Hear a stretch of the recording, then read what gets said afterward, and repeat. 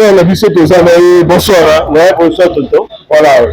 Tout là, on a sentiment un match, on a vu que bateau tout basé là-dedans. Est-ce que on a un mot à dire match au Tobé Tamatoké avec les sportifs. Plutôt le Congo, vous avez un mot à dire à propos match au Tobé Tamatoké. Ben, c'était plaisir vraiment. Nous avec Sénégal parce que toujours Congo a toujours continuer donc non c'était bon toujours pas continuer bongo pas persévérer makasi donc match au vraiment en tout cas là ça se plaisir makasi na ba congolais.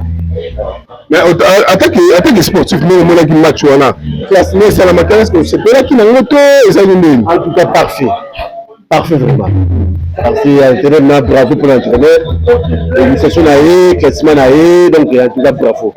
Pour les Congolais hollandais, est-ce que vous avez un mot à dire dans le bâtiment, la souffrance, vous avez un mot à dire passer, il y a Minoko, il y a des dollars comme Mata, il y a des dollars la Banzala, il y a du tout, mais quand même RDC, les autres, c'est le sport, on a foot. Moni, le rugby, c'est la bateau, tout va sur la non, on n'a pas parlé là. Bon, pour le Congo, en tout cas,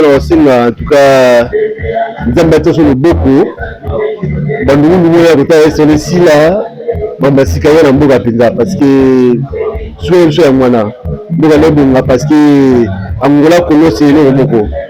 Angola bon c'est pas la Congo donc c'est comme ça. Merci pour ce mot de la Angola de la Portugais. La vision tu as dit dans salon à télé à fond. Pas de la vision de Chris. Ouais, on va vision avec honneur avec plaisir. Beaucoup de peu d'Amoko Bakoko.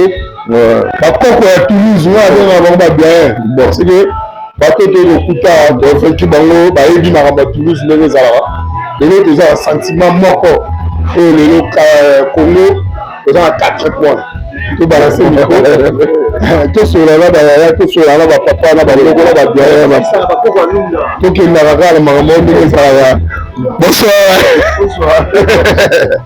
La vie de ma parole, la vie de sentiment de la musique, de bête, ma maison de la plaisir, plaisir. Voilà. Vous avez un peu, vous avez la chance de la qualifier. Ok. Bon, on va aller. Mais je peux savoir que moi, ici, on a pas souci, on a Rwanda. Quand on a savoir Rwanda que Congo tout ça la médiation, comme la médiation, on va dire comme médiatisé. Voilà. On va médiatiser dans le moment où voilà. Donc Kagame donc on a un second pour ce match au Sénégal. On va dire ma favori quand même. Moi je expliquer donc il va être tout dans Hollande. Est-ce que changement au entraîneur à Salaki pour m'aller attaquer supporter attaquer moi mais pour ça fait qu'il y a un est-ce que ça va bien et pour télé sur un plus et perdre des bisous sur ce match. Fallait que tout le match n'est pas tous dans la chance pour la qualifier comme Sénégal aussi. Maintenant, le match est sous Zali contre Botswana. Voilà. Tout ça, Botswana, va bien belé. C'est bon. Il va bien belé. La gare de virage, quoi. Comme ça, tu as la première. Voilà. Mais, et ça, c'est le rapport. On a comme on a dit, ça nous crie le bimba. Bana Congo ba Hollande. Est-ce que moi, aux alentours de c'est la peuple congolais ba Hollande aussi quoi. Pour tout le monde, on a un combat qui ok. Tout ici, Bangouni, la biso, Faïna, la souci, on a dit ça. Tous en a Kenya, tous en a confiance. Voilà. Tous en a macasse. Merci beaucoup. Comment tu as confiance? Nous avons qui peuvent pas la micro, la biso, ça va prendre au balayer. Tous sur la match, il y a les loups. Ils ont qui tension, mais on comprend que c'est Congo qui gagne. C'est mon biso, le lot de tout le monde dans la Fares. C'est un peu de tenir ma barrage, mais déjà, c'est Congo qui gagne, c'est Congo qui gagne. Toujours continuer toujours à balancer le micro, écouter un an de mon dans le salon. Papa, bonsoir. Bonsoir. Est-ce qu'on a un amour à propos des sentiments pour nous, un sentiment à propos d'un match de Tamil. Est-ce que vous avez un mot à dire à propos de notre Bazola dans le journal? Ils ont un grand match. RDC avait bien joué. En tout cas, félicitations. RDC a été à la casse. Sénégal, petit adversaire. Donc, la petite Babetta bien. Équipe est en phase de reconstruction. Mais jeunesse, moi, erreur à jeunesse, défenseur, pardonnez-nous, c'est pas grave, mais dans l'ensemble, le résultat est important. Un parcours Sénégal, grande équipe. Donc voilà, on valide RDC. Comment la classement ou entraîneur à ça qui peut aller, ça peut être bien. Ça va. Ils ont ma stratégie, entraîneur, donc la stratégie, il a préparé pendant les entraînements en semaine, quoi. Pour qu'on juge des. Et si ma stratégie, quand tu appelles Nzambé na 4, ma chance. C'est comme ça le foot, le sport. Peut-être comme les Hollandais, est-ce que vous avez un mot à dire d'abord tout les Hollandais la soirée? Venir cap RDC, là ma casse équipe à bien, ma jeunesse, donc équipe à venir. Bon, on va jusqu'au bout. Tous on peut dire, on va jusqu'au bout. Merci beaucoup. On va toujours mentionner la commune qui sont déjà, oui, qui ont déjà la 4 points, attaque attaque sportive. Nous avons dit dans le match, est-ce que vous allez me dire que le bateau qui va se la ouais, nous avons basé la zone là, l'un de la zone là, qui est barrière, la boule là, comme la boule là, biso basila. Donc le match, même le match à l'aller, ils avaient cadeau. Voilà. C'est pas moi cadeau, va se faire la quoi. Donc deux fois bon balasi va dire on la attend tout ça va le parmi le bimi coquet dans l'onion. Voilà. Donc nous on est là pour défendre la patrie. Donc j'envoie aussi un message de joie. Il faut mais bah tu vas pas dire moi dans la zone battre muté dans sur l'année comme nani à nani mi va pour la sila pour la kala ibungi banini. Manuel là tu me dis d'avoir mi va les ça pour les comment on dit on dit non donc on peut mettre il y a manou dit il y a namu kaya ya mamoto donc allez il y a tout l'accès nini on se bat on tonginda te pour la mbafu je continue mais je continue de la demander aux élèves pardon ma caméra commissaire je continue de la on ginda te pour la maman diamba ah ouais et même les alia deux fois mais famille je me la maman me maman quand ça d'abord pour abonner ba to ça ba on ba télé na danser mais on richesse c'est la richesse non on va rater on pas famille et bongaté kabila mais des aspects peut-être on fait ça métaphore tu vois c'est une métaphore on dit ça pour que les gens tu vois ils comprennent un peu tu vois mais nous on est déjà là tu vois la famille est déjà imposée et donc on n'a pas de fin tu vois ce que je veux dire en fait donc mais à part ça on souhaite que le Congo aille plus loin donc on va toujours être là derrière eux pour que tu vois ils nous rendent un peu cette fierté qui nous a été enlevée. Voilà. Là, je vais pas vous faire tout un film, toute une Bible parce qu'on n'est même pas dimanche, voilà, tu vois. Donc nous on est vraiment derrière le Congo. J'espère qu'ils vont aller plus loin. Donc on sera là toujours derrière, mais la situation va gagner comme la quart de finale on va besoin de choc à Yamamoto. On a à travers mais ça je vais faire ça tout la zone là makambo zolo ba attaque là il est en la zone c'est arrivé makambo zolo ba na bête moi c'est question qui va pied la quart de finale on va là ba choc à Yamamoto. Banaki partout dans le monde entier de la simple serviteur il y a même de Nabino moi la musala bino porte-parole ba journaliste je peux patron ba journaliste Fabrice Monel à RNF azo confirmer le bon comme aloba ce qui Congo et Kenya la quart finale bango tout ba t-shirt ya maman. Donc, c'est la vérité, mon frère. Pourquoi tu veux que je dise des bêtises? Oui, image pour la rater, image pour la rater, image de type à la rater. Est-ce que je suis sérieux quand je dis ça, en fait, parce que ils vont nous rendre encore notre fierté. Est-ce qu'ils ont la tête? Est-ce que vous avez causé mon colo?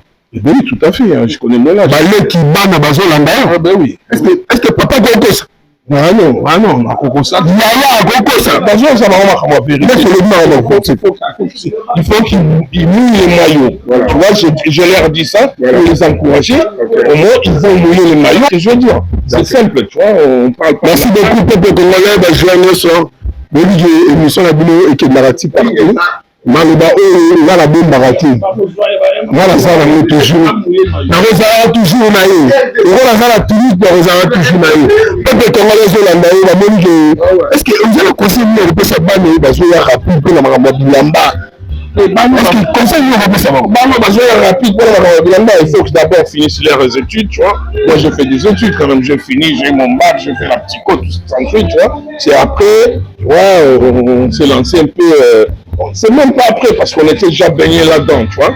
Mais sans oublier les études. Voilà. Tu vois, donc, si j'ai un conseil à leur donner, ils continuent quand même leurs études, malgré 6e là, ça, c'est pas mieux. Mais il faut qu'ils finissent leurs études. D'accord. Mais ça, il peut savoir. Donc, il faut persévérer. Donc, on évite les traîtres parce qu'on en a marre avec les traîtres, tu vois.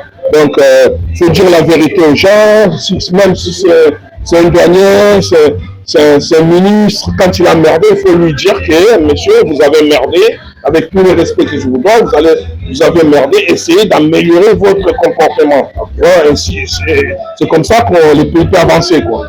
Donc, s'ils ont besoin de cadres aussi, nous, on est là, tu vois. On peut aller pour les appuyer, tu vois, sans arrêt à penser. Merci beaucoup. C'était avec plaisir. Ok. Merci beaucoup, Nabil. Toujours continuer toujours dans le micro dans la dernière Nabiso. C'est Fabrice Monia, la R9, journaliste, un ami porte-parole, journaliste. Monga Naoloba, Assoumani. Qu'est-ce que Assoumani Aigle, j'ai noté dans Fabrice Monia, la TPC, dans des TPC, la Nangala Mouananga, Rayam, toujours en Belgique, on est ensemble. On continuera là. Nana Francis Belino. Puisque Belino Mataka. Merci beaucoup, vraiment. Tout le monde a dit que continuer toujours à balader le micro. Lélo et sa sentiment. On me soutient le sentiment pour RDC. 4 points. Ils ont chaque côté. L'autre coup, on a patron. Voilà, bien, on a patron pour ça, massa. Mais à ça, patron, comment on peut aider? Il a patron, tout ça, la salle, on a eu, presque on a pesquisé, on est presque on a pesquisé, tout ça, moi, ben, on est carrément bien tout ça là. Là, on a dit que patron, tout basé là, plutôt dans ça, il est là, sur la main, à ça, même, tout ça, on va bonsoir. Bonsoir. Vraiment, la mission, il faut se présenter. Ouais, comment on a Christian, les coiffeurs, mais coiffeurs à tout, voilà. Nous avons été disponibles par la toujours humble, quoi. Merci beaucoup, toujours humble, Christian, toujours humble, mais même si nous sommes un sentiment, on a 4 points. Attaque sportif pour un match. Est-ce que vous avez moi dire un match où peut le Caranelo? Non, moi je suis évidemment du Togo parce que par rapport à deux équipes, niveau Maraboué, il y a qui. Et c'est un peu pour tout le monde. C'est la première et la deuxième. On va pas quand même un du Togo. Non, la température est du Togo. Tu vois, on va faire un mal été. On va dire température de comme le Togo, mais la température est du Togo. Et c'est là que vous foncez dans la mobilité parce que là, il va un peu. Après, et tout le monde a besoin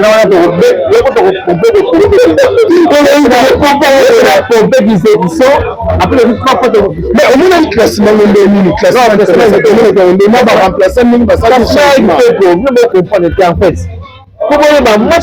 la température, voilà. On va pas. Parce que ça non, température par rapport à classement, par rapport à l'équipe mais par rapport à une chose qu'il a, et c'est qu'il faut regarder la match de la mission. Il y a 5 mois des âges, il y aura un peu sur le bateau les cas. On va tirer on va prendre la danger. Voilà, mon choix dit, jamais Bénin à Robert à Sénégal. Voilà. Tu vois, plus ça, c'est que l'équipe là, sur le pomper.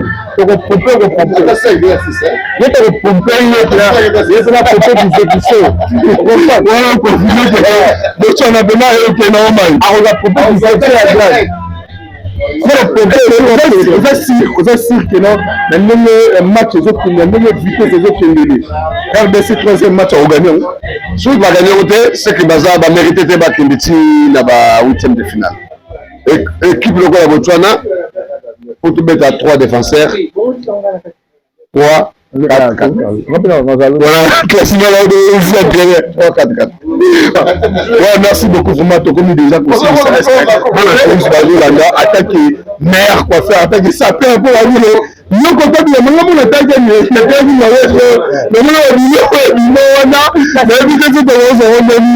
je dis, on a battu tout le monde. Merci à toi. Vous êtes à Bomoni,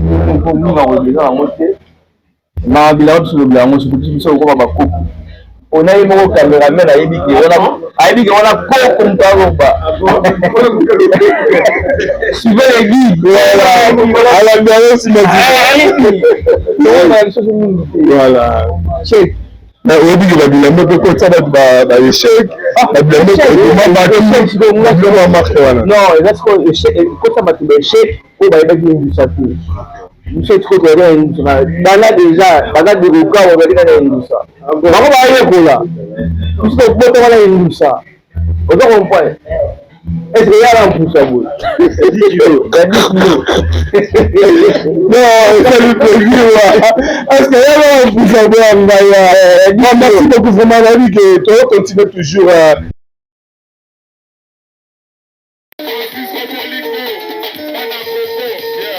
Bonsoir, bonjour pour ceux qui nous regardent le matin. Donc nous sommes en direct des images de Francisco Plisco Bolingo. Je répète, Francisco Plisco Bolingo. Sans lui, il n'y a pas d'image. Alors pour tous vos anniversaires, vos mariages, n'importe quel type de cérémonie, n'hésitez pas à contacter Francisco Plisco Bolingo. Il est là pour vous, vos images et tous vos anniversaires, vos cérémonies. Il est là pour vous. Appelez-le meilleur caméraman du Congo. Merci. L'international Francisco Plisco Bolingo, #1 toujours. Si vous voulez de la qualité, vous voulez des bonnes photos, n'hésitez surtout pas pour vos publicités, vos interviews, vos fêtes. Contactez le #1 Francisco Plisco Bolingo international, le plus regardé en France, en Europe et partout dans le monde. Francisco Plisco Bolingo, toujours. Toujours na Francisco Plisco Bolingo. To sengi binobo s'abonner massivement. On s'abonner te au raté.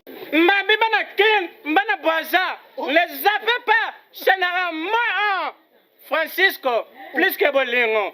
Tala tshana mbisota, mbisala la mwanza, mbifina so jwite la oma, zapo change. Mbabi tika chano, Francisco, Plisco Bolingo. Me Bolingo tozana, chateau tateve, chana za amoto tala. Francisco, Plisco Bolingo. Yamboina monate.